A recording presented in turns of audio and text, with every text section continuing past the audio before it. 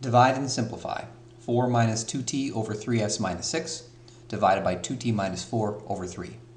Let's first rewrite this division as multiplying by the reciprocal. Or, in other words, keep, change, flip. So we keep the first fraction as it is, change the operation to multiplication, and flip or take the reciprocal of the second fraction. Now that we have a multiplication problem, we need everything factored before we can reduce. So in the numerator, 4 minus 2t, I see that these both have a 2 in common. If we factor out this 2, we're left with 2 minus t. In the denominator, we have the 3. 3 is a common factor to both 3s and 6. So if we factor the 3 out, we're left with s minus 2. The 3 in the numerator is just a monomial. That'll stay as it is. And then in the denominator, 2t minus 4, these both have a 2 in common.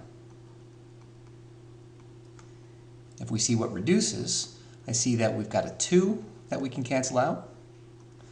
And then we have a 3. And then up next, I see that 2 minus t and t minus 2, those are really close, but the order is reversed. In other words, the signs are backwards. Here, the 2 is positive. In the denominator, the 2 is negative. In the numerator, the t is negative. In the bottom, the t is positive. So we'll go a step further and factor a negative 1 out of the numerator. So by factoring a negative 1 out of this, we factor negative 1 out of negative t, it leaves us with positive t. If we factor negative 1 out of 2, it leaves us with negative 2. And let's just copy the rest of the problem.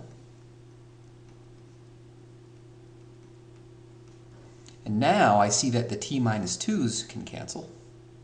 And if we multiply what's left, we have negative 1 over s minus 2.